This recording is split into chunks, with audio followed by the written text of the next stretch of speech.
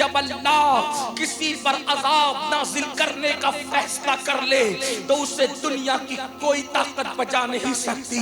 بلکہ آپ کو بتاؤں، اگر اللہ کسی پر عذاب نازل کرنے کا فیصلہ کر لے اور کوئی نبی بھی ان کے لیے ہاتھ اٹھا کر کے دعا کرے، آپ کی توجہ چاہتا ہوں، شاید آپ نے یہ سبق پڑھ لیا ہے کہ ہم تو غریب نواز کے غلام ہیں، ہم تو غوث پاک کے غلام ہیں، مسجدیں ویران کریں پھر بھی اللہ کے عذاب سے یہ ولی لوگ ہمیں بچا لیں گے، ہمارے پیر لوگ ہمیں بچا لیں گے، زنا کے اڈوں کو آباد کریں گے پھر بھی ہمارے بزرگ لوگ بچا لیں گے.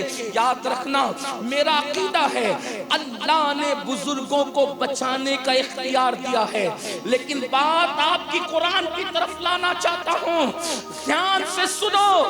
راتوں کی تاریکیوں میں عیاشیوں کے دبستانوں کو سجانے والوں، گناہوں کے اڈوں کو آباد کر کے میرے اللہ کی عدالت کو بھولنے والوں، دل کے کانوں سے سنو.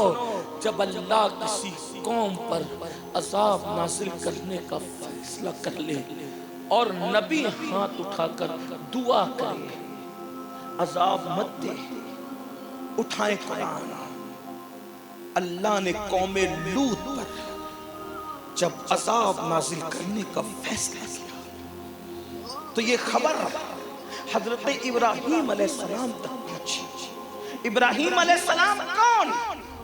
ابو الانبیاء، نبیوں کے باپ. ان تک پہنچی کہ قوم لوط پر عذاب آ رہا ہے تو حضرت ابراہیم نے ہاتھ اٹھائے، بڑے نرم دل انسان تھے.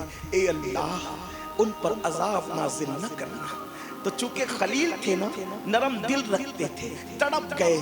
اللہ نے کیا کہا؟ ابراہیم، میں نے فیصلہ کر لیا ہے عذاب نازل کرنے کا، تو ان کے لیے دعا نہیں کرنا، تو ان کے لیے دعا نہیں کرنا.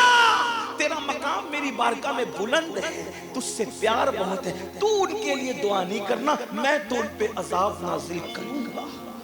آپ سے پوچھتا ہوں، ان پر عذاب کیوں آیا؟ کیونکہ وہ سیٹی بجاتے تھے، وہ تالی بجاتے تھے، سیٹی بجاتے تھے، تالی بجاتے تھے، اور کیا کرتے تھے؟ ناپ تول میں کمی کرتے تھے اور زور سے ہوا خارج کرتے تھے پیٹ کی. اور سب سے بڑی بات یہ کہ ان کے مردوں کے ساتھ بدکاری کرتے تھے اور ان کی عورتوں کے ساتھ بدکاری کرتی تھی. کیا ہوا؟ اب ذرا اللہ کی شان غیرت دیکھیں. اہل منبر کی دعائیں چاہتا ہوں. میرے عزیز، کتنے گناہ کرو گے؟ یہ سب گناہ کر کے اللہ رحمان ہے، اللہ رحیم ہے اور جنت کا سرٹیفکیٹ نہیں.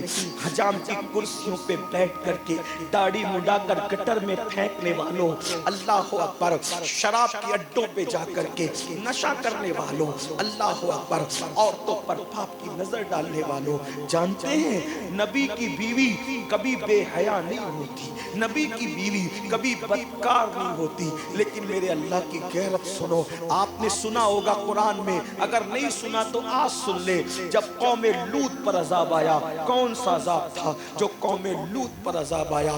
تو آسمان کے پتھر قوم لوط کے سروں پر برسے اور وہ سر کو چیرتے ہوئے ان کے پاخانے کے مقام سے نیچے کو گر گئے. تو اسی قوم لوط کے عذاب میں حضرت لوط کی بیوی پر بھی عذاب آیا، لوط کی بیوی پر بھی پتھر گرا.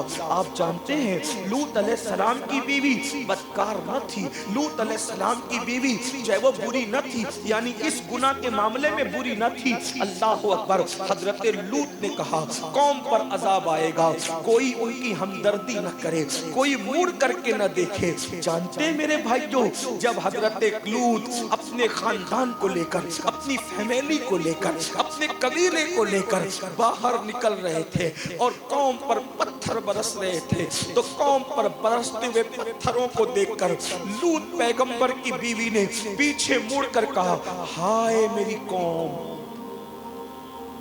کن کو میرا کہا؟ مجرموں کو، پاپیوں کو، گنہگاروں کو. وہ گنہگار اس گناہ میں وہ مبتلا نہ تھی. کون؟ نبی کی بیوی، مولانا کی بیوی نہیں، پیر صاحب کی بیوی نہیں، ولی صاحب کی بیوی نہیں. کس کی؟ نبی کی بیوی وہ مجرم نہ تھی،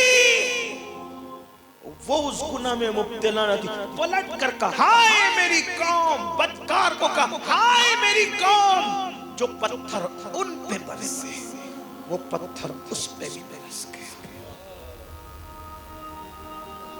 یہ میرے اللہ کے عذاب کی شان ہے.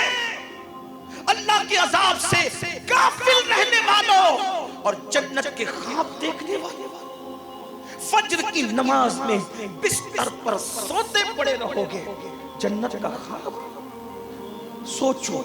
تھوڑی دیر کے لیے غور کرو، جب نبی کی بیوی پہ پتھر برستا ہے.